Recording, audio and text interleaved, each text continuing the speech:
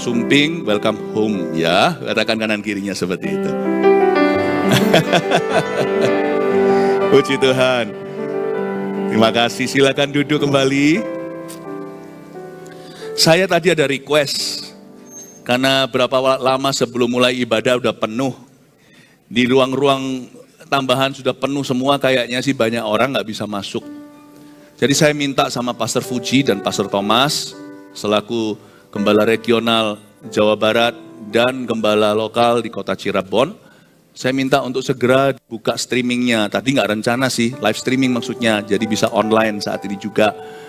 Supaya saya paling nggak tega lihat orang nggak bisa masuk. Tapi tempat ini nggak bisa dijubel-jubel orang, karena supaya nggak terlalu panas, apalagi buat orang tua. Karena itu Bapak Ibu Saudara, kalau Anda tahu seseorang di Cirebon ini yang mau ke sini atau mungkin sekarang udah pulang nggak bisa masuk, saya izinkan dalam ibadah ini Anda ambil HP Anda tolong dikontak sekarang, beritahu, Pastor Philip cari kamu, ayo cepet online sekarang lah, mau disapa, bisa? Silakan. Jadi boleh HP-an waktu khotbah sekarang ini, tolong diambil sungguhan HP-nya, bukan untuk foto saya. Tolong kontak seseorang, bisa nggak? Siapa tahu dia nggak bisa masuk, ya. Karena kami datang memang nggak bisa hari Minggu kali ini, hari biasa. Tapi apa boleh buat, tempat terbatas. Tolong silahkan Anda kontak seseorang, ada online-nya loh. Gimana cari tahu ya online-nya ya Pastor Fuji? Udah di-blast semuanya ya, silakan udah di-blast sama Pastor Thomas. Anda tinggal forward sekarang. Supaya mereka nggak ketinggalan pesan Tuhan. Saya membawa satu pesan sambil Anda tetap HP-an nanti ya, tapi nanti jangan 30 menit dari sekarang masih HP-an, nah itu berarti mainan. Nah sekarang mari kita belajar firman Tuhan. Saya hari-hari ini lagi renungkan kitab yang sulit dimengerti tapi indah sekali, namanya kitab Pengkhotbah. Tapi saya mendapat satu pesan yang spesifik untuk kota Cirebon ini dan orang-orang Kristennya dulu. Saya kasih judul, tidak diciptakan untuk sendirian. Saya merasa kalau ini adalah firman yang akan mengubah paradigma kita tentang bergereja. Memang bergereja bukan yang paling penting, seolah-olah kalau kita ke gereja kita masuk surga. Injil lah yang menjangkaumu dan mengubahkanmu. Tetapi setelah itu, first to Christ, then to church. Pertama ke Kristus, lalu ke gereja. Setelah ke Kristus, kalau kita tidak bergereja dengan benar, banyak hal yang akan pupus dalam hidupmu. Saya very concerned, saya sangat-sangat terbeban, karena banyak orang Kristen tidak tahu ini, apalagi church culture atau kebudayaan gereja nggak tentu sehat di setiap kota. Makanya itu saya mengambil kesempatan ini, selain ketemu sama jemaat sendiri, GMS, Cirebon yang sudah tertanam di sini, saya juga ketemu dengan jiwa-jiwa baru, yaitu Bapak Ibu yang pertama kali hadir di sini. Untuk mengajarkan bahwa kehidupan bergereja itu akan mempengaruhi kekekalan juga, meskipun bukan soal keselamatan. Saya mau dorong Anda untuk mengerti satu prinsip ini. Tuhan gak pernah menciptakan kita itu imannya sendirian. Tidak diciptakan untuk sendirian, itu yang saya mau bagikan. Tapi saya bacakan lebih dulu, pasal 4 ayat 7 sampai ayat 12. Hanya 5 ayat, 6 ayat saja ya. Saya baca ya. Aku melihat lagi kesia-siaan di bawah matahari. Ada seorang sendirian, ia tidak mempunyai anak laki-laki atau saudara laki-laki, dan tidak henti-hentinya ia berlelah-lelah. Matanya pun tidak puas dengan kekayaan. Untuk siapa aku berlelah-lelah dan menolak kesenangan ini? Kesenangan ini pun kesia-siaan dan hal yang menyusahkan. Berdua lebih baik daripada seorang diri, karena mereka menerima upah yang baik dalam jerih payah mereka. Karena kalau mereka jatuh, yang seorang mengangkat temannya, tetapi wahai orang yang jatuh yang tidak mempunyai orang lain untuk mengangkatnya. Juga kalau orang tidur berdua, mereka menjadi panas. Tapi bagaimana seorang saja dapat menjadi panas? Dan bila mana seorang dapat dialahkan, dua orang akan dapat bertahan. Mari kita baca kalimat terakhir di ayat 12, 1, 2, 3. Tali 3 lembar tak mudah diputuskan. Pertama-tama kita harus ketahui bahwa kita tidak diciptakan untuk sendirian. Makanya itu di negara-negara barat hari ini, mereka itu sangat individualistis. Amerika contohnya, Amerika betul-betul membanggakan presentasi kekristenan, tinggi sekali. Tapi kalau presentasi orang-orang yang tertanam dalam gereja, very low loh, sangat rendah sekali.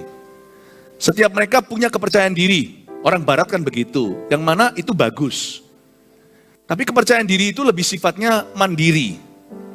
Ya, mandiri itu artinya kita harus saling tergantung, tapi nggak boleh ketergantungan. Saya ajak mikir sedikit ya, di hari Selasa, di tengah-tengah minggu. Aktifkan pikiran. Saya percaya orang Cirebon itu smart, orang Cirebon itu intelektual, pintar juga, nggak mungkin, nggak perlu memberikan firman yang mengerdilkan, membodohi. Saya ajak Anda mikir juga untuk diri sendiri. Mereka itu mandiri, dalam bahasa Inggrisnya mandiri itu independen. Tapi Tuhan tidak panggil kita untuk jadi orang independen.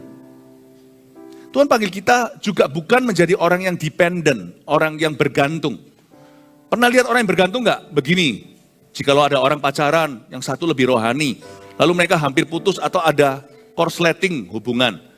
Lalu tiba-tiba yang kurang rohani ancam yang lebih rohani. Ya. Kalau kamu tidak cinta aku, kalau kamu putuskan aku bunuh diri. Loh, seharusnya yang lebih rohani bisa bilang urusanmu sendiri. Masa aku Tuhanmu, ya kan? Ya jangan sih, jangan menantang begitu. Nanti kalau mati gimana? Atau mungkin ancamannya nggak sengeri itu. Mungkin dia bilang gini, kalau sampai kamu nggak cinta aku tidak akan ke gereja. Itu ketergantungan. Imannya bergantung sama orang lain, pol-polan, totalitas, bergantung penuh. Nggak boleh itu. Setiap kita itu harus terima Yesus secara pribadi. Secara pribadi. Tapi sebaliknya, ekstrim satunya, orang yang independen. Saya kenal beberapa orang-orang, teman-teman saya, orang barat terutama, saya nggak mau berdebat sama mereka. Mereka berkata, I don't need church. Aku nggak butuh gereja. Aku bisa baca Alkitab sendiri, aku punya Roh Kudus. I know bro, saya tahu. Siapa nggak tahu, aku juga. Aku nggak butuh. Ku tak pandang dari gereja mana, asal kau berdiri atas firman-Nya. Itu lagu agak mirip dengan lagu pop bahasa Inggris begini, beautiful girls wherever you are. Aku gak perlu nikah, gak perlu kawin, gak perlu pilih satu. Gak perlu. Beautiful girls wherever you are. Hai wanita cantik seluruh dunia, kau semua istriku. Nah, ku tak pandang dari gereja mana. Sedangkan email address saja lokal. Anda harus punya alamat. Sebab Tuhan tidak punya anak jalanan. Bapa di sorga tidak merancang kita punya kerohanian itu mandiri sendirian. Enggak. Buktinya orang menikah, mau sekarang zaman AI maksudnya.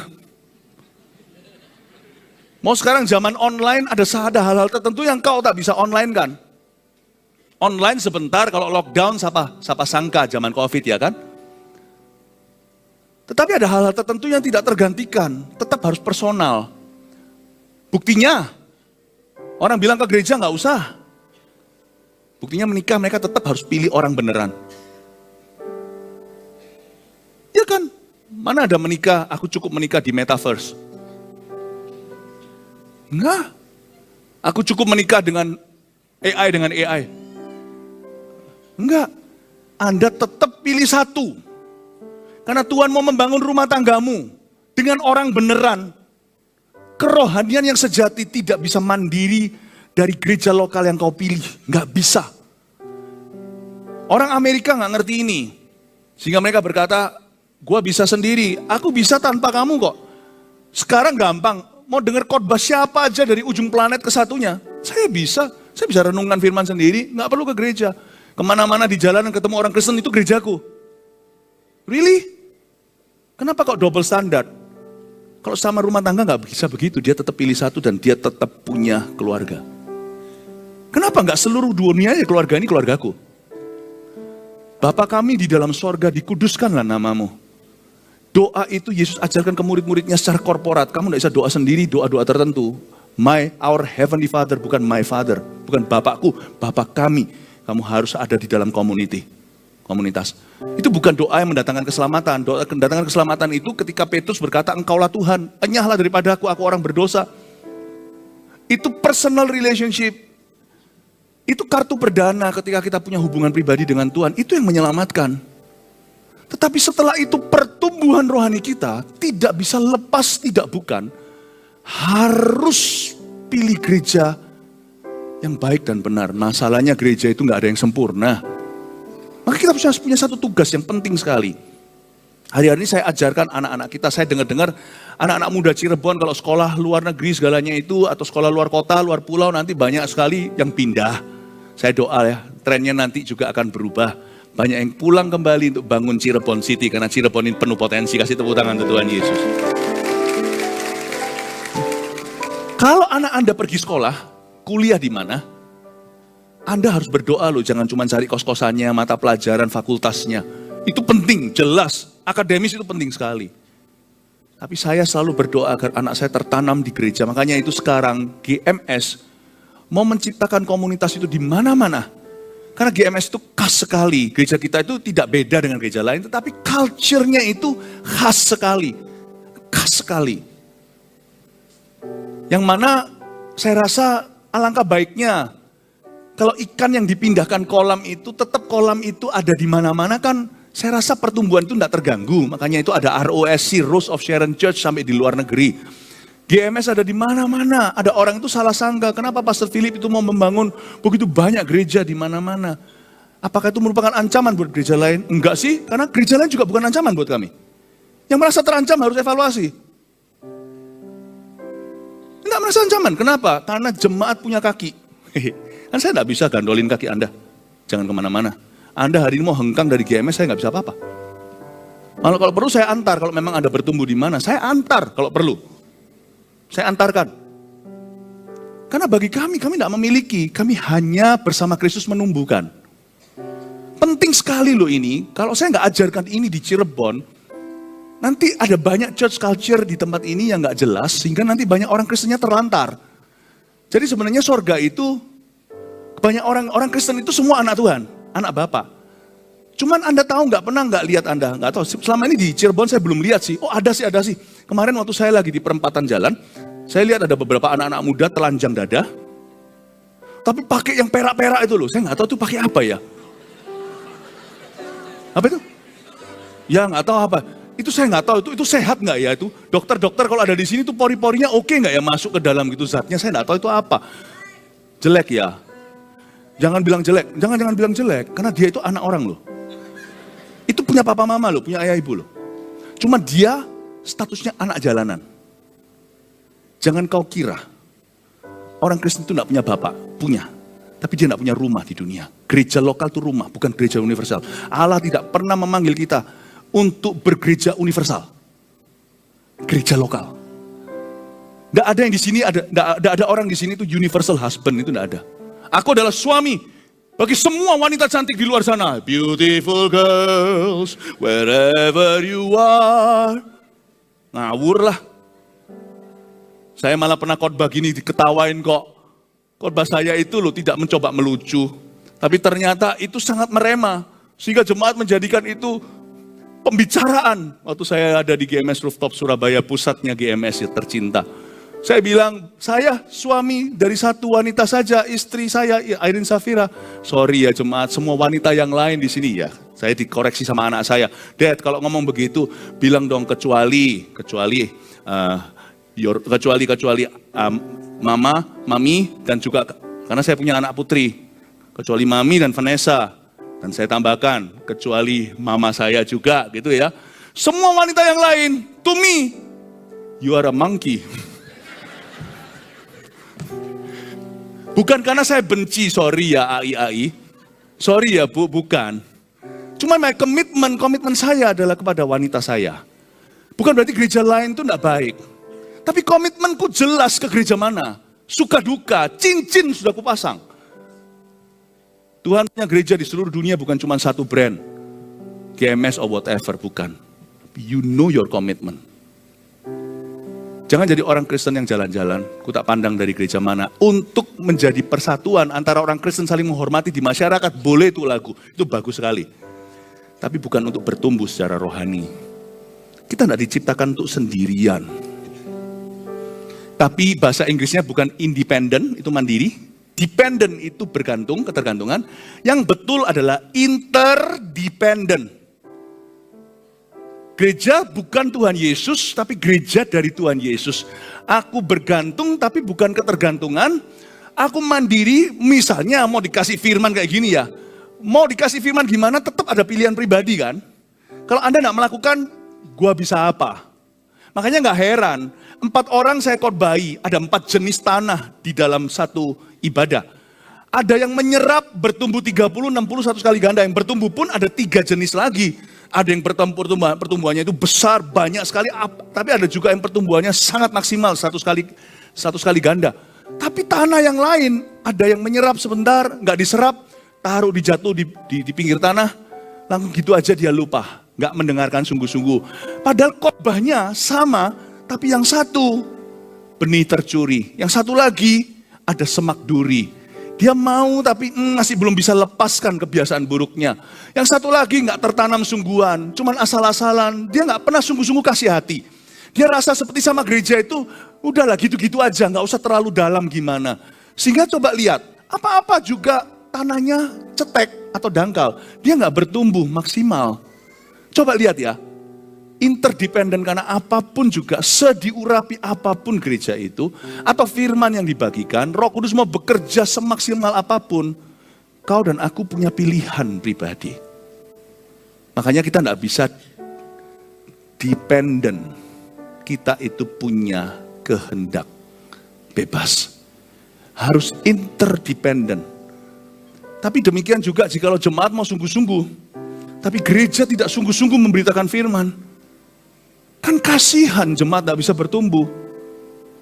Dan kita juga ada di situ hanya karena sungkan. Sedangkan tujuan utama kita ditanam di rumah Allah adalah berbuah. Jadi perlu komitmen 2 sisi untuk membangun kerajaan Allah. Amin Bapak Ibu Saudara. Saya ngomong gini, saya bicara kebenaran yang bisa vice versa bahasa Inggrisnya. Hal ini bisa timbal balik aplikasinya. Ini juga sebagai peringatan terhadap GMS, agar GMS semakin sungguh-sungguh menjelang hari Tuhan. Tapi ini juga bukan, saya nggak bicara gini karena saya adalah pendetanya GMS. Lalu saya berharap, ngomong apa adanya, Anda semuanya akan bergabung di GMS, semuanya mulai hari ini. Loh saya berharap sih, terus terang, saya nggak munafik. Tapi saya nggak memaksa. Karena saya tahu nggak semua orang bisa. Kemarin di Bandung saya cerita, kalau ada orang datang ke gereja bawa selingkuhannya, ada loh cerita gitu, saya pernah dengar. Lucunya kenapa ke gereja? Saya bilang, janganlah, please keluar dari gereja kami. Meskipun sana punya duit, punya apa, get out, keluar. Sebab kemunafikan tidak pernah di welcome. Ku dengar welcome home, tidak berlaku kali itu. Tapi kalau orang itu selingkuh, dan dia menyesali, dan dia mau bereskan dengan istrinya, dia mau benerin hidupnya. Dia datang, aku orang berzina, semua mau lempari batu. Ku dengar welcome home, kami akan berkata, asal Anda mau sungguh-sungguh serius dengan Tuhan Yesus, kami akan tata. Dengan semua konsekuensi yang harus kau hadapi, mungkin harus tidur 3 tahun di sofa. Ayo saudaraku, tidak ada satu orang pun yang akan merajammu dengan batu di tempat ini. Karena Tuhan cinta orang berdosa yang mau meninggalkan perbuatannya. Itu welcome home. Amin Bapak Ibu Saudara. Saya tidak ngomong ini supaya terus dengan murahan orang supaya bergabung dengan gereja, tidak. Saya jadi gembala bukan karena saya pertama-tama percaya brand sendiri, GMS, bukan. Saya jadi gembala karena saya percaya the local church is God's will. Kehendak Allah gereja lokal itu. It's God's will. Baru setelah itu kami bangun visi kami. Bukan karena agenda pribadi, GMS atau apa, bukan. Tapi sebelum itu saya sudah yakin dulu sebelum saya jadi hamba Tuhan bahwa ini panggilan salah satu yang mulia adalah membangun gerejanya. Pernah sekali Tuhan ngomong sama saya, keep planting churches, terus bangun gereja. Saya tanya sama Tuhan, sudah banyak gereja, kenapa terus bangun gereja? Because not all churches preach the gospel. Karena tidak semua gereja memberitakan Injil. Keep planting churches that do. Terus rintis gereja-gereja yang memberitakan Injil kerajaan surga. Jadi saya akhirnya berkata, Tuhan, oke Tuhan, Apapun yang harus kuhadapi. Karena aku tahu umatmu perlu. Doakan terus ya, jikalau Anda tidak tertanam di GMS, please pray for us. Supaya kami terus murni, kami terus setia. Kami menjadi mempelai wanita Kristus yang terus dibentuk sama Tuhan tanpa cacat celah. Supaya kami terus berkembang. Berkembang terus dan memuridkan semua orang. Saya waktu lihat kaula muda tadi di depan sini itu, wow, saya terharu. Saya melihat nggak gampang. Saya pernah sekali pelayanan waktu di Australia, zaman dulu belum ada ROSC. Ya ampun, anak-anak mudanya, jangankan suruh lompat di gereja, suruh datang aja harus diiming-iming. Ada ini, ada itu, lempar-lemparan pizza. Kalau orang-orang barat kan suka begitu. Lempar-lemparan pizza, main pingpongnya segalanya. Itu youth pastornya atau gembala youthnya itu kasihan di depan tuh ngotot-ngotot, nggak didengarkan. Sungguhan. Mereka semua tuh rame semuanya. Wah, nggak ada. Puji-pujian semuanya. Nggak ada yang mau lompat. Jadi nggak apa-apalah kalau anak-anak muda kita melompat dan penuh keringat. Saya melihat itu, oh anakku aman. Generasi anakku, ini loh generasi anak-anak kita. Orang-orang yang tergila-gila untuk Tuhan. Sekalipun anak muda mungkin kita bisa ngomong gini orang tua. Mungkin orang tua bisa ngomong gini, bisa menghakimi. Anak-anak ini lompat-lompat, fanatik sekali. Nanti lihat pulangnya juga masih nakal. Mendingan mereka lompat tetap nakal daripada mereka nakal, mereka nggak lompat dan nakal sungguhan dan meninggalkan Tuhan. Karena masih ada remnya Tuhan Yesus. Waktu saya lihat anak-anak muda ini dimuridkan di gereja ini, saya berkata, Tuhan, more Lord, more churches like this. Nah sekarang apa yang saya mau sampaikan lewat ayat ini, sekarang kita akan baca sedikit, lalu saya akan jelaskan beberapa poin sederhana. Kok saya rasa terbeban sekali untuk Anda serius bergereja. Jikalau Anda tidak bergereja di GMS, dan memang betul itu rencana Tuhan Anda gereja mana, please ke situ, tertanam, beri diri, layani Kristus, hidup mati. Jangan ke sini. Bukan tadi welcome. Tapi daripada Anda gentayangan, mending diusir pulang. Sorry kalau saya terlalu jujur ya, karena saya sudah disumpah. Sumpah oleh reklama terus terang, Philip terang terus. Lampu, jadi saya harus terus terang dengan Anda. Jadi saya ngomong apa adanya, saya nggak pintar ceramah. Saya cuma pintar komunikasi hati ke hati, saya nggak pintar ceramah. Makanya semua Alkitab saya nggak ada catatannya. Stabiluan semua gini aja, coret-coretan. Saya ngomong apa adanya. Kalau Anda tidak tertanam di sini, make up your mind. Makanya saya datang hari Selasa. Make up your mind. Kalau Anda di gereja mana, go back setelah hari ini. Datang ngomong sama gembalanya, Pastor Philip dari GMS. Berkata, aku harus tertanam di gereja ini. Pak Pendeta, maaf, selama ini saya masih setengah-setengah. Saya mau tutup dengan tapal kuda. Plus minusnya gereja ini, saya akan membantu membangunnya. Saya akan setia. Nanti Pastor Philip lain kali datang ke Cirebon, saya nggak akan datang. Monggo, silahkan. Wilujeng, monggo. Saya minta Anda lakukan itu. Tapi kalau enggak, jangan takut kau dianiaya. Datang ngomong sama Pastor Thomas. Ini bukan Pastor Thomas, salah satu rasul yang meragukan Tuhan Yesus, bukan. Ini Thomas yang lain, Thomas Ubanan. Ya, tidak mau disemir. Katanya kalau disemir nanti Tuhan akan lepaskan gendongannya, karena Tuhan menggendong yang putih rambutnya kan. Datang ke Pastor Thomas dan berkata, apapun yang terjadi, aku mau keluar baik-baik, masuk baik-baik. Aku mau tertanam dan aku merasa bahwa gereja ini ada panggilan untuk aku dan keluargaku. Aku mau tertanam, membangun visi di tempat ini. Aku tidak akan jadi anak jalanan. Aku tidak akan jadi anak terlantar. Gimana dengan nanti kalau semuanya orang salah ngerti dirimu? Tidak apa-apa. Itu memang sudah tiket yang harus kubayar. Jangan jadi orang Kristen yang gentayangan. Cirebon, kau harus buat keputusan. Setiap hari dalam hidupmu, salah satu keputusan yang paling penting untuk Anda buat adalah bergereja lokal. Percayalah saya, this you will not regret. Anda tidak akan sesali. Amin? Apakah saya dengan memberitakan kebenaran dan ngomong sejujurnya saya jadi dibenci? Paulus berkata gitu, apakah aku jadi dibenci, jadi musuhmu karena aku berbicara jujur kepadamu? Semoga you still love me. I love you too. Gak ada yang ngomong, ya sudah saya pura-pura, saya GR aja. I love you too ya. Kita lanjut ya. Sekarang saya jelaskan ayat per ayat dengan cepat saja. Aku melihat lagi kesia-siaan di bawah matahari. Coba lihat, ada seorang sendirian, garis bawah ya, ada seorang sendirian. Katakan ada seorang sendirian. Katakan Tuhan tidak ciptakan aku untuk sendirian. Karena lihat ya, sebelum kita baca lebih lanjut, ayat 7-nya, aku melihat kesia-siaan. Tuhan gak pernah ciptakan diri kita itu solitude atau individualistis. Tidak pernah Tuhan ciptakan kita. Jangan tiru Amerika, coba lihat sekarang Amerika kemana. Mereka tidak lemah kekristenannya. Malah menurut saya khotbahnya bagus-bagus, pinter-pinter. Gereja, church culture-nya ambruk. Nggak usah didengarkan, Jay-Z, seorang penyanyi itu ketika diselidiki, tes sungguh-sungguh dia punya lagu, dia ada kalimat begini. Life begins where church ends.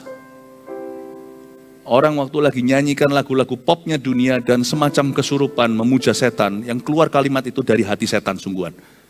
Hidup mulai ketika gereja berhenti. Exactly. Karena Yesus berkata, alam maut tidak akan menguasainya. Jadi setan takut Yesus dan setan takut gereja yang hidup. Karena gereja yang hidup taruh Yesus di komunitas itu. Dia nggak hit and run.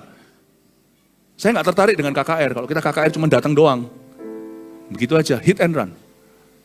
KKR setelah 100.000 orang datang, 10.000 orang datang, berapa sih yang akan sungguh-sungguh nanti hidup terus di dalam Kristus? Ada seorang sendirian. Ia tidak mempunyai anak laki-laki atau saudara laki-laki. Ini bahasa perjanjian lama ya, zaman dulu itu anak laki-laki itu betul-betul lebih berharga dari anak perempuan, perjanjian lama. Tapi hari ini tidak ada wanita, pria, Yahudi, Yunani, semua berharga di mata Allah, katakan amin. Ia tidak mempunyai anak laki-laki atau saudara laki-laki dan tidak henti-hentinya ia berlelah-lelah. Matanya pun tidak puas dengan kekayaan. Untuk siapa aku berlelah-lelah dan menolak kesenangan, ini pun sia-siaan dan hal yang menyusahkan. Jadi Salomo, penulis pengkhotbah, dia melihat satu fenomena. Di dunia ini ada orang yang nggak punya anak, alias dia nggak menikah sini, dia nggak punya saudara laki-laki, dia sebatang kara, tapi dia itu kerjanya itu mati-matian, kerja keras sekali. Nah, Salomo melihat satu fenomena alami, untuk apa ya? Pertanyaan yang sangat sederhana, cuman orang yang menjalani tidak menyadari. Kadang-kadang kita itu sibuk tiap hari tanpa mengerti untuk apa semua ini. Orang yang punya anak selalu punya alasan. Aku kerja keras demi anakku, tapi apakah sungguhan? Buktinya nanti waktu anaknya butuh waktu, dia nggak punya waktu, dan dia selalu korbankan anaknya di mesbah suksesnya. Anak itu nggak punya waktu, karena dia cari uang melulu. Sebenarnya banyak mitos di dalam hati kita. Orang yang punya anak berkata, demi anak, demi anak. Tapi waktu anaknya butuh dia nggak pernah ada.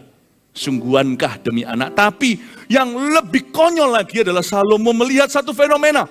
Yaitu orang yang tidak punya anak, nggak punya istri, nggak punya saudara laki-laki untuk tinggalkan warisan hartanya ke siapa.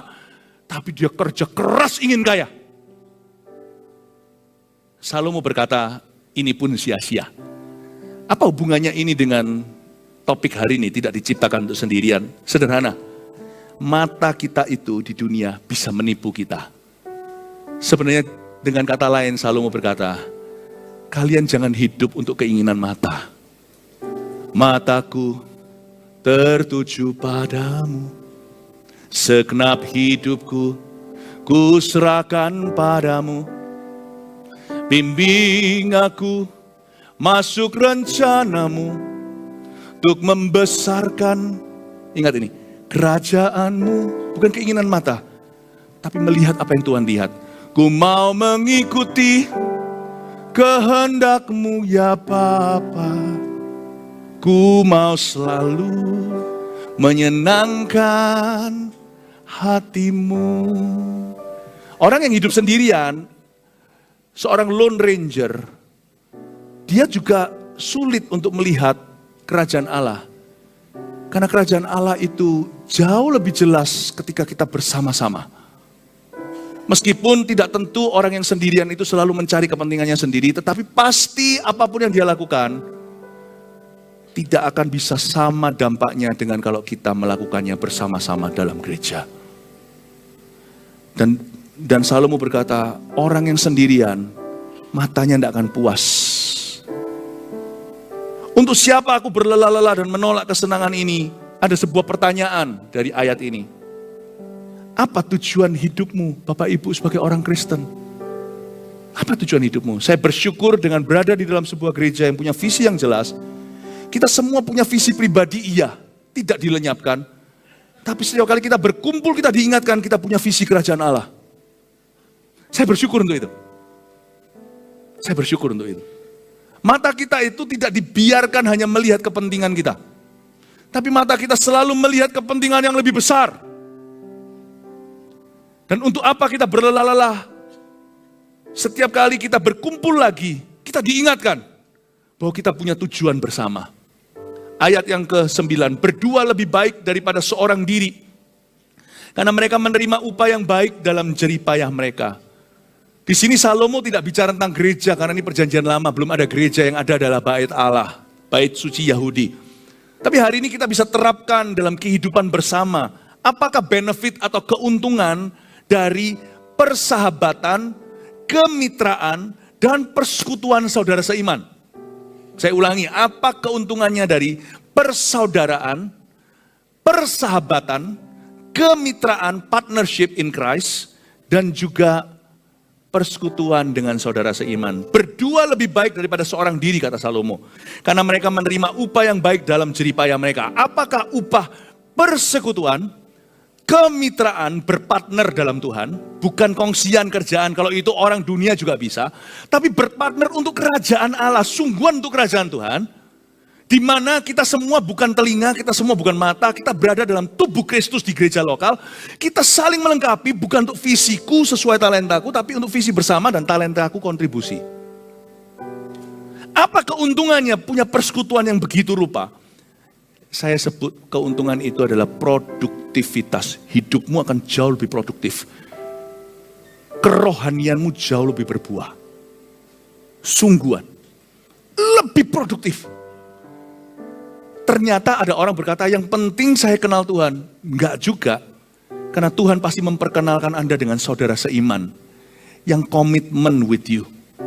Yang komitmen dengan Anda. Ada orang yang kenal Tuhan. Ada orang tanya sama saya, Pastor Philip, kenapa Pastor Philip bisa dipakai Tuhan? Ada orang yang berkata, mungkin karena Pastor Philip diurapi Tuhan. Loh ya, urapan itu harus, urapan itu ingredient atau bumbu ke satu. Urapan itu adalah modal pertama. Tapi bayangkan, jikalau saya diurapi Tuhan, oke, saya diurapi. Tapi saya tidak punya alamat kemana-mana. Saya juga tidak tahu kemana saya pergi. Saya hanyalah lompat sini sana seperti belalang pelahap. Kira-kira urapan saya kepake maksimal? Karunia saya bisa disalurkan? Apakah bisa berguna? Saya rasa tidak. Urapan itu bertambah ketika besi menajamkan besi, saudara atau manusia menajamkan manusia. Bapak Ibu Saudara, saya berkata sama teman saya, kamu bisa diurapi Tuhan jedok sampai langit dan kembali. Tapi kalau kamu tidak dipercaya oleh manusia, urapanmu juga berakhir sia-sia, tidak berguna. Paham maksud saya Bapak Ibu?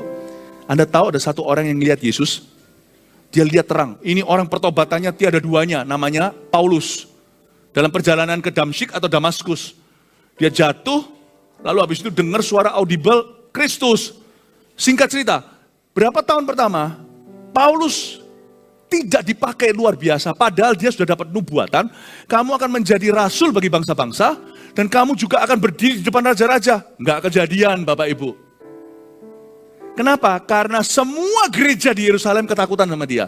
Enggak ada satupun yang percaya bahwa Paulus ini tulus. Karena dulu dia bawa surat perintah dari ormas zaman itu. Untuk menutup gereja-gereja, dan untuk menangkapi hamba-hamba Allah. Pendeta-pendeta itu dipenjara, beberapa mati, termasuk Stefanus yang dirajam itu dari ACC-nya dia. Coba pernah bayangkan enggak? Kenapa Paulus berapa tahun pertama di tanah Arabia tidak terlalu membuat perbedaan seperti nantinya Paulus di Efesus, Tesalonika, di Korintus ketemu sama Timotius, lalu berkembang luar biasa sampai ke Roma? You want to know the answer? The answer is not God. Jawabannya bukan Allah saja, tapi Barnabas. Barnabas bawa Paulus, perkenalkan dia di Yerusalem, gua tanggung secara pribadi, jaminan pribadi. Ini orang tulus, dia nggak kamuflase, pura-pura jadi spy atau jadi mata-mata untuk tangkepin kalian. Oh gitu ya, maka rasul-rasul membuka hati. Ingat itu, Petrus membuka hati, mereka berjabat tangan, lalu habis itu mulailah take off pelayanannya. Boom.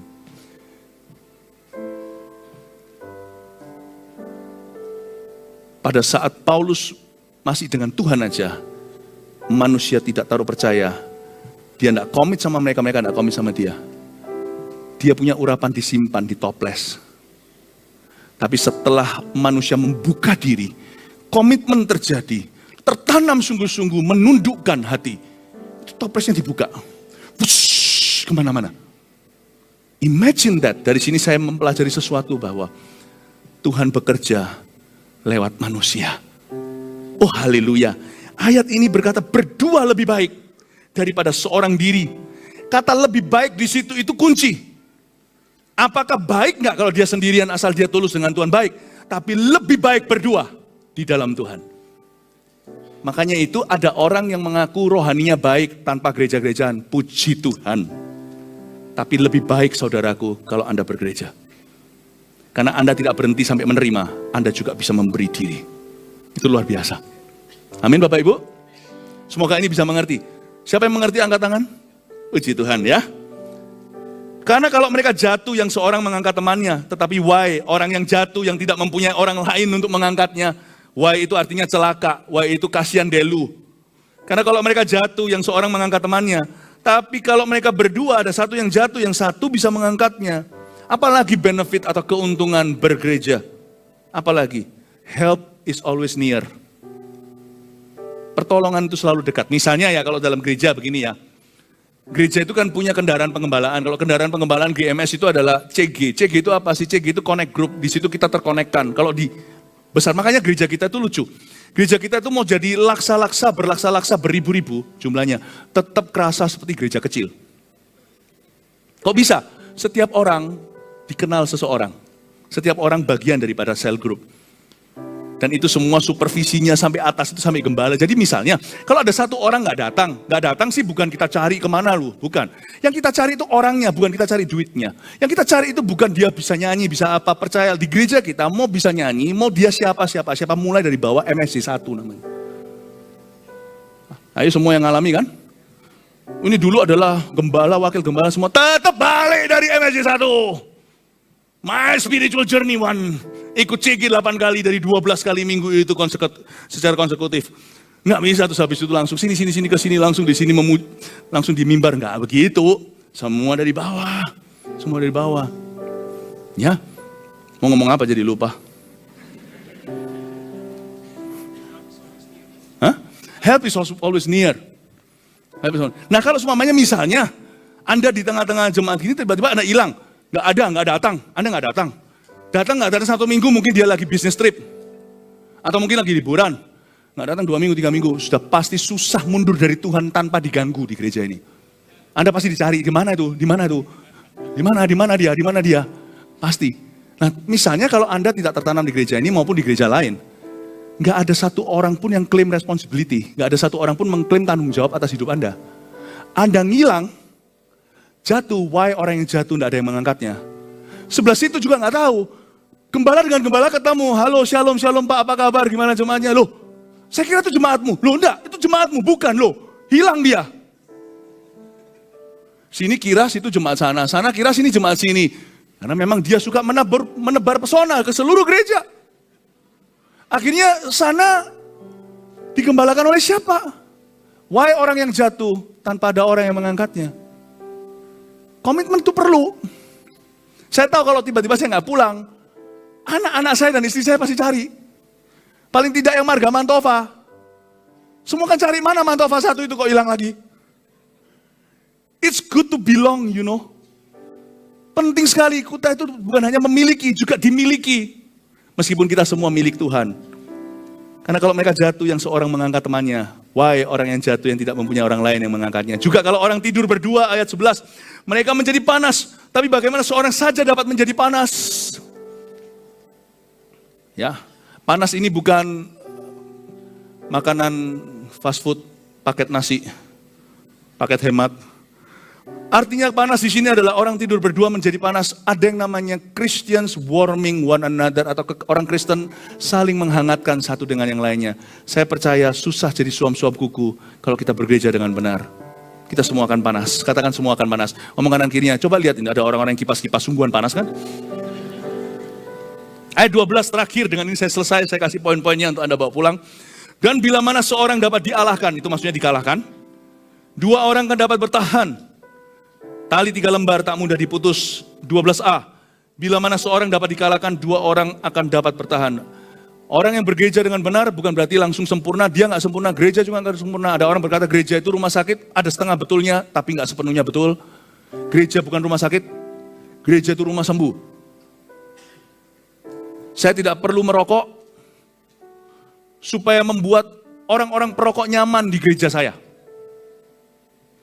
Seorang CG leader tidak perlu vaping, supaya apa? Supaya keren dan bisa diterima sama orang-orang yang vaping. Kita ada fine line-nya, kita ada jelas-jelas ada perbatasan visa apapun tidak bisa masuk ke sana. Misalnya kalau ada orang, ayolah pastornya kan keren lah. Kita jangan kekanak-kanakan rohani. Ayolah pemimpin rohaniku kan orangnya itu sangat-sangat relevan, gaul. Diajak dugem, diajak clubbing, diajak kehidupan malam. Meskipun nggak minum, nggak ngapa-main, ayo datang. Demi menyenangkan sebagian orang, Anda akan melukai lebih banyak orang. Saya rasa di sini penting sekali bahwa kita tidak win the loss at any cost. Itu kalau ada statement gitu di kaos seseorang, tolong jangan dipakai lagi kaos itu. Beli aja di Pustaka Raja Wali, kaosnya lebih bagus. Anda tidak perlu memenangkan orang yang terhilang dengan segala harga yang dibayar. Saya tidak perlu menjadi pelacur untuk menangkan pelacur. Harga itu sorry, I'm not willing to pay. Tuhan tidak perlu kehilangan seorang anak untuk memenangkan satu anak yang tersesat. Kita tidak perlu memenangkan jiwa dengan segala harga. Ada harga tertentu, kita tidak usah bayar. Sorry, ini adalah perbatasan, aku tidak bisa menyeberang ke sana. Amin, Bapak Ibu Saudara. Mau ngomong apa jadi lupa lagi nih ya. Yang mana tadi bila seorang dapat dikalahkan, 2 orang dapat bertahan. Bapak Ibu Saudara, kalau kita berada di dalam sebuah gereja, akan ada victory atau kemenangan-kemenangan yang kita tidak dapatkan waktu kita sendirian. There is a dimension, ada satu dimensi victory dalam hidupmu. Anda akan lihat itu belum terjadi sampai Anda tertanam betul. Itu tidak akan terjadi. Ada sebuah bukan hanya victory, tetapi ada yang namanya safety. Keamanan yang luar biasa yang Tuhan sediakan, ada semacam perlindungan rohani. Terakhir ini ayat 12b, tali 3 lembar tak mudah diputuskan. Mari kita baca kalimat terakhir itu, 2-3. Tali 3 lembar tak mudah diputuskan. Apa ini tali 3 lembar tak mudah diputuskan? Karena Salomo berkata tidak baik orang itu sendirian. Tali 3 lembar itu bicara tentang Christ-centered relationship atau hubungan yang berpusat pada Kristus. Saya jadi ingat perjalanan 2 murid Yesus ke Emmaus. Anda tahu ya cerita itu ya? Di masa 40 hari Yesus menampakkan diri, sebelum Yesus naik ke sorga setelah dia bangkit dari mati, ada 2 murid Yesus yang tidak ditulis namanya siapa. Mereka berjalan ke Emmaus, tiba-tiba Kristus di tengah-tengah mereka, pembicaraan mereka tiba-tiba di-upgrade. Dari pembicaraan yang levelnya manusiawi, Yesus masuk di dalam hubungan mereka, tali 3 lembar bukan hanya tidak mudah putus, tapi masuklah glory dan victory. Kemenangan dan kemuliaan. Tali 3 lembar itu. Pembicaraannya itu seolah-olah bukan Yesus dominan. Saya yakin Yesus cerita, mereka semua bertanya. Mereka juga interaksi satu dengan yang lainnya. Iya sih. Jadi ada hubungan itu. Ini bukan bicara tentang hubungan keluarga kita secara alami atau secara jasmani. Ini bicara tentang hubungan gereja. Pada waktu mereka bertiga tali, 3 lembar gak mudah putus. Itu seperti Yesus di jalan Emmaus. Itu kalau Anda baca cerita itu luar biasa, ada satu anointing tertentu di dalam pembicaraan itu. Bapak Ibu Saudara, ada urapan yang Tuhan tidak berikan dalam hidupmu secara individu. Tak peduli Anda dan saya seholi apapun, sebaik apapun, sebetul apapun teologianya, ada berkat tertentu.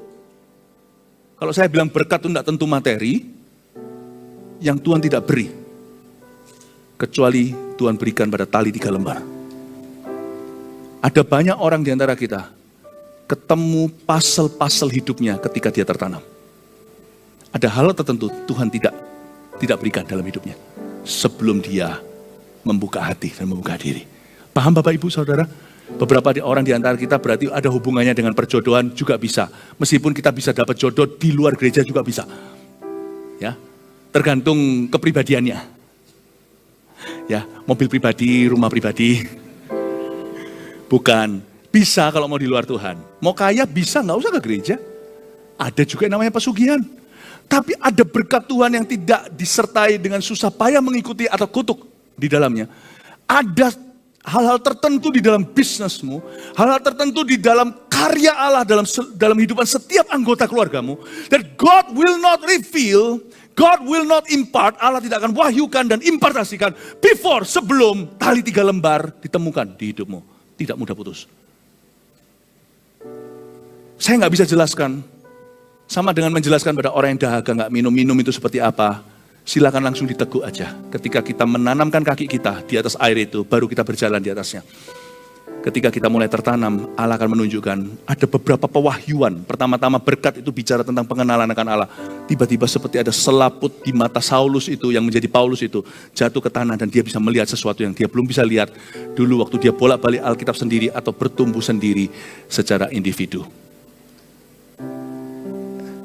Dan kalau kita mau di dalam sebuah gereja, saya kasih simple aja beberapa ini, nanti setelah ini saya kasih poinnya kita selesai.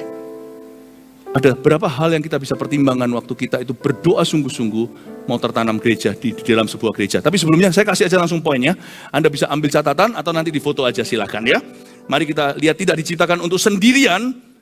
Yang pertama, poin ke-1, rangkuman yang kita pelajari hari ini, manusia diciptakan sebagai makhluk yang intim dan sosial. Gak apa-apa, munculkan satu-satu dulu, nanti 4-4 muncul, Anda bisa foto sekalian. Ini tanam dulu, ini pengetahuan umum banget deh. Manusia dicipta sebagai makhluk yang intim dan sosial, jadi terima itu dulu. Ini bahkan bukan hanya firman, ini sudah menjadi pengetahuan umum dunia. Humans are social beings. Ya, kita masuk kepada pewahyuan berikutnya, rangkuman yang saya ajarkan nomor 2 lebih dalam lagi. Kedua munculkan, keinginan untuk menyendiri biasanya dikarenakan takut atau trauma. Ada orang-orang tertentu yang tidak berani masuk dan tertanam sungguhan itu biasanya ada karena kita dicipta sebagai makhluk intim dan sosial. Nggak mungkin naluri kita itu mau sendiri. Kalau kita sampai mau sendirian, pasti ada suatu macam trauma atau rasa takut atau ada pengalaman pahit sebelumnya. Dan kalau Anda tidak selesaikan itu akan selalu menjadi penghalang pertumbuhanmu. Dan yang diganti bukan gerejanya, tapi kirbat hatinya. Yang diganti bukan gerejanya. Saya pernah dikecewakan orang Kristen? Pernah. Jangan-jangan kita juga pernah mengecewakan orang. Saya pernah dilecehkan sama pendeta. Waktu saya SMP, kemarin di Bandung saya cerita, nggak usah cerita lagi di sini. Waktu saya SMP 1, malah baru lulus SD. Tapi bukan berarti bahwa trauma itu selalu menjadi fakta dalam kehidupan saya. Saya punya pilihan, saya tidak harus jadi pendeta seperti yang membuat saya trauma. Sempurna? Enggak. Masih bertumbuh, belajar dari kesalahan? Iya. Masih banyak pelajaran. Tapi kita punya pilihan. Biasanya, karena naluri kita itu memang sudah intim dan sosial, sampai kita menyendiri, itu karena ada takut dan trauma. Yang perlu diganti bukan gerejanya. Jangan ganti format ibadahnya. Oh, aku begini aja. No, yang harus kau konfrontasi adalah traumamu. 3, gereja adalah pergaulan terpenting yang berdampak kekal bagi anak-anak terang. Catat itu. Dari semua pergaulan kita, gereja itu terpenting. Percaya nggak? Bukan hobi teman-teman hobi Anda, teman-teman kuliner Anda, reuni sekolah, SMP, SMA, malah justru di situ banyak asmara lama bermunculan. Hati-hati saudara. Gereja itu adalah pergaulan terpenting yang berdampak kekal bagi anak-anak terang dan anak-anaknya anak-anak terang. Ingat ini ya, ada berkat tertentu yang Tuhan tidak cairkan sebelum Anda ditemukan dalam diri Anda, tali 3 lembar. 3. Sudah ya. 4. Kasih satu lagi, harus kenyang nih ya. Berdoalah dulu sebelum bergabung dengan sebuah gereja, lalu tertanamlah. Berdoalah dulu. Oh haleluya. I love you. Sungguhan. I love you two. I love you 3. Saya hari ini tuh dilema. Mau sampaikan firman yang happy ya. Atau sampaikan firman keras itu bukan bentak-bentak. Tahukah Anda keras itu kontennya. Makanan keras itu harus dikunyah. Saya merasa kalau saya datang ke Cirebon, cuman kasih yang ecek-ecek kaki gitu aja. Saya rasa nanti Anda banyak yang tersesat. Bukan tersesat, Anda tidak akan bertumbuh pesat. Jadi, bagi GMS, jemaat GMS, karena kali ini saya datang pertama kali mengunjungimu secara pribadi, finally bisa melihat jemaat. Kalau Anda tertanam di sini, ayo legawa, kita bertumbuh yuk, kita bangun bersama-sama visi ini, mendirikan 1000 gereja lokal yang kuat, dan 1 juta murid Kristus. Kita sungguh-sungguh muridkan sampai yang termuda, sampai yang tertua. Bagi jemaat yang akan bergabung di GMS sejak malam hari ini, welcome home. Kasih kami kesempatan untuk mengasihimu, beri kami kesempatan untuk kau kasihi, untuk dikasih. Tak kenal maka tak sayang, kata orang. Ketika kami mengenalmu, kami pasti akan menyayangimu. Ketika Anda mengenal kami, so pasti, apalagi modelnya imut seperti Pak Thomas begini. Apalagi bugemnya Bu Ana ini, oh Anda belum kenal. Dalam itu. Anda pasti akan mencintai mereka. Pastor Puji, Pastor Lena, gembala regionalnya, Anda pasti akan mencintai mereka. Ya, bagi Anda yang tidak tertanam di Gereja Mawar Sharon, di GMS, Anda berasal dari gereja lain dan akan kembali ke sana, I love you. Kami mengasihimu dengan kasih Kristiani, dengan kasih Kristus. Kau saudara seiman sekalipun bukan saudara sevisi bagi kami. Saudara seiman itu semacam saudara sepupu. Oke loh, sepupu sepaha. Coba lihat kalau kita makan ayam, yang laku dulu apa? Ya sepupu. Ini ngomong apa sih ya? We love you, we really do. Bertumbuhlah, dukung gembalamu. Dukung. Baik nggak baiknya sudah Anda telan. Dukung. Salam kami, salam dari kami, salam dari saya, dari hamba Tuhan, kepada gembala Anda. May God bless you. Aduh, setelah pandemi ya, tolong dengarkan. Banyak orang nggak ke gereja loh di Indonesia. Saya tahu nih statistik dari beberapa tempat termasuk orang-orang pemerintahan dan saya tahu. Itu yang tutup, yang apa? Duh, banyak banget. Yang salah manage segalanya.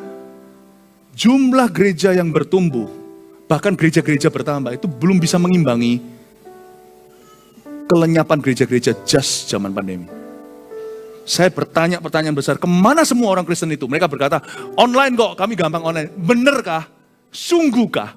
Kalau Anda online, Anda nggak akan lihat TikTok yang lainnya. Ketika gereja ada di ujung jari jemarimu, kan Anda bisa fast forward. Ngapain denger yang ini langsung aja ke khotbahnya. Khotbahnya nggak suka, langsung aja sampai endingnya. Lalu berkata, aku sudah ke gereja. Come on lah ya. Sungguhan kau punya disiplin yang besar? Sungguhan? Coba Anda dengarkan semuanya itu, suka nggak suka. Anda nggak lihat Instagrammu. Kemana orang Kristen itu semuanya? Seperti itulah suara Tuhan. Jeritan hatinya bagi anak-anaknya yang terhilang. Tuhan menangis. Gini ya, Bapak Ibu Saudara yang nanti bukan dari gereja di GMS, Anda akan kembali ke situ. Thank you for coming hari ini. Kami bisa menjamu melayanimu. Saya tahu nanti akan ada mixed crowd atau akan ada di audiens ini campur, saya tetap akan kasih rumput hijau. Untuk khotbah seperti ini tidak mudah, karena perlu perenungan. Meskipun khotbah saya mungkin nggak seberapa, ya, saya meskipun ada anak orang datang ke sini, kami pasti akan kasih Anda gourmet, kasih Anda steak yang terbaik. Ketika di rumah kami, anak mau makan, tiba-tiba ada tamu yang bertamu, istri saya pasti kasih semua makanan dari kulkas yang terbaik, semuanya dimasakin ini itu, bahkan dibungkusin pulang. Itu kebudayaannya gereja kami, GMS, dan kebudayaan keluarga pastornya. Pasti akan dibawain pulang. Tak bawain pulang. Salam kepada gembalamu. Tak bawain pulang. Cintai dan dukung, tidak gampang jadi pendeta. Tidak gampang jadi hamba Tuhan. Tak bawakan pulang. Dan ketika Anda datang, saya kasih makan. 4 poin ini kan tadi saya berkata yang enggak di GMS tutup mata. Semua makan kan? Sama-sama makan kan? Puji Tuhan. Anda makan rumput kami hari ini, pulanglah ke gerejamu dan jadilah sehat. Love you.